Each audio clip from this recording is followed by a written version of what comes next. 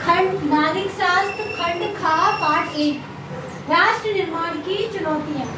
ये जब राष्ट्र निर्माण की चुनौतियां इस वाले खंड में आप पढ़ेंगे कि जब भारत स्वतंत्र हुआ तो भारत की क्या राजनीतिक स्थिति थी। ठीक है, तो भारत जब स्वतंत्र हुआ उस समय भारत के समक्ष क्या स्थितियां, क्या परिस्थितियां पैदा हुई। तो भारत कब स्वतंत्र हुआ? 15 अगस्त 1947। ये आप सबको पता होना चाहिए, जबकि बच्चे छोटी छोटी गलतियां कर देते हैं। 15 अगस्त 1947, 15 अगस्त 1947। ठीक है, आजाद हुआ उस समय भारत की क्या स्थिति थी। तो आप लोगों को जैसे उस समय भारत छोटी छोटी रियासतों में बटा था। किसमें बटा था? रियासतों में बटा था। कितनी थी? 565 रियासतों को एक क्या करना, राष्ट्रीय एकता के सूत्र में बांधना भारत के लिए सबसे बड़ी चुनौती थी। ठीक है, तो उस समय 565 ये काम किसको सौंपा गया? किसको सौंपा गया? सरदार वल्लभ भाई पटेल, जिन्हें लौह पुरुष की भी संज्ञा दी जाती है। तो सरदार वल्लभ भाई पटेल ने ये कार्य बहुत ही तरीके से पूरा किया। उन्होंने इसका डिवीजन किया और जो रियासतें भारत में शामिल होना चाहती थी, जो रियासतें भारत में शामिल हुई और जो नहीं होना चाहती थी, उन्होंने जो नहीं होना चाहती थी उनको सैनिक कार्रवाई के द्वारा भारत में शामिल किया और बाकी जो रियासतें थी उन्होंने स्वतः ही भारत की स्वतंत्रता को स्वीकार किया, भारत की के स्वामित्व को स्वीकार किया।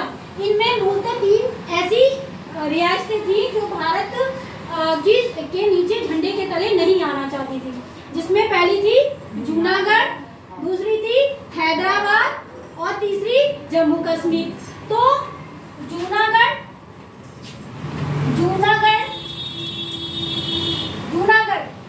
और हैदराबाद इन दोनों को किसके माध्यम से मिलाया गया? सैनिक कार्रवाई के माध्यम से मिलाया गया, सैनिक कार्यवाही के माध्यम से। ठीक है, और जम्मू कश्मीर कैसे आई? जम्मू कश्मीर तो जिस समय भारत में ये स्थिति बनी हुई थी कि पाकिस्तान अलग हुआ है, भारत अलग हुआ है और वहाँ भी अस्थिरता का माहौल है, यहाँ का भी। तो पहले तो जम्मू कश्मीर का जो राजा थे हरि सिंह, उन्होंने कहा कि जम्मू कश्मीर स्वतंत्र रहेगा। मगर जब उन्होंने अस्थिरता का माहौल देखा तो उन्हें ये लगा कि मुझे भारत में शामिल हो जाना चाहिए। तो इनका जो है भारत के साथ विलय पत्र साइन होता है। किसके माध्यम से आए? विलय पत्र के माध्यम से। विलय पत्र इन्होंने भारत सरकार के साथ विलय पत्र के माध्यम से भारत सरकार के साथ विलय पत्र पर साइन किए और जम्मू कश्मीर भारत में शामिल हो गए।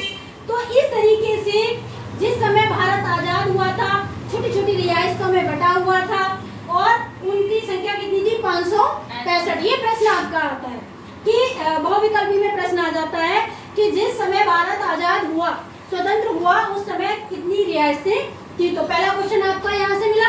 दूसरा क्वेश्चन कि कौन सी ऐसी रियासत थी जो सैनिक कार्रवाई के माध्यम से मिलाई गई। तो उसमें 4 ऑप्शन दे रखे होंगे, उनमें से एक ऑप्शन या तो जूनागढ़ रहेगा या हैदराबाद रहेगा। तो इनमें से कोई भी ऑप्शन हो आपको वही टिक लगाना है। यहाँ से प्रश्न बनता है। तीसरा प्रश्न कि जिस समय जम्मू कश्मीर को भारत में कैसे मिलाया गया था। तो आप उसमें आएंगे सैनिक कार्रवाई के द्वारा, विलय पत्र के माध्यम से, या फिर जो है अन्य ऑप्शन दे रखे अपने आप आकर के मिल गया। जो भी ऑप्शन दे रखे हो, फिलहाल आपका विलय पत्र के माध्यम से। इंस्ट्रूमेंट ऑफ एक्सेशन इसको इंग्लिश में कहा जाता है। इसके माध्यम से जम्मू कश्मीर को भारत में मिलाया गया। आपका चैप्टर है राष्ट्र निर्माण की चुनौतियां। तो जिस समय भारत स्वतंत्र हुआ, भारत ने स्टार्टिंग से ही लोकतंत्र को अपनाया। तो सबसे बड़ी चुनौती भारत में ये थी कि किस तरह लोकतंत्र को वहां पर कायम किया जाए, स्थापित किया जाए। इसके लिए जरूरी था कि भारत को राष्ट्रीय एकता के सूत्र में बांधा जाए।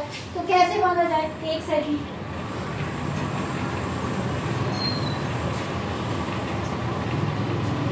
मुख्य चुनौती क्या थी? राष्ट्रीय एकता के सूत्र में बांधना, राष्ट्रीय एकता के सूत्र में बांधना, एकता के सूत्र में बांधना। आपका ये लॉन्ग क्वेश्चन बनता है और लॉन्ग क्वेश्चन भी बनता है, अति लघु में भी ये पूछा जा सकता है जो 2 नंबर का आता है। तो नंबर 1 राष्ट्रीय एकता के सूत्र में, नंबर 2 लोकतंत्र को स्थापित करना, लोकतंत्र को स्थापित करना। तो दूसरी चुनौती क्या थी कि जो लोकतंत्र भारत में अपनाया गया है उसको किस तरीके से भारत में आगे बढ़ाया जाए, स्थापित किया जाए, जिससे कि लोगों तक सही मायने में लोकतंत्र पहुंच पाए। और उसके लिए पूरी जनता को किस तरीके से जो राजनीतिक व्यवस्था है उस से कैसे परिचित कराया जाए, क्योंकि लोकतंत्र तभी टिक पाएगा जब सबको मताधिकार मिलेगा।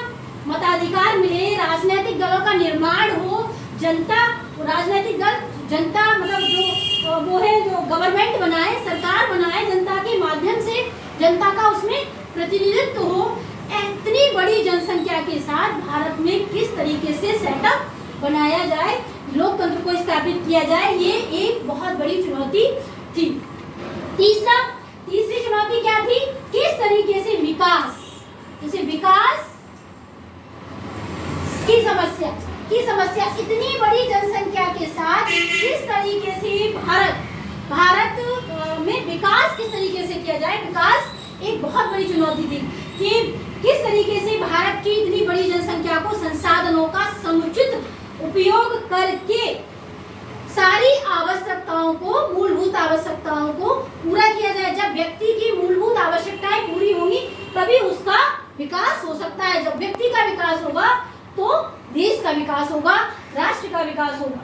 ठीक है, तो राष्ट्र निर्माण की चुनौतियां, ये 3 मुख्य चुनौतियां हैं। यहाँ से अति लघु प्रश्न भी बन जाता है या लघु उत्तरी में भी पूछा जा सकता है, और लॉन्ग तो बनता ही बनता है। यह दीर्घ उत्तरी प्रश्न है।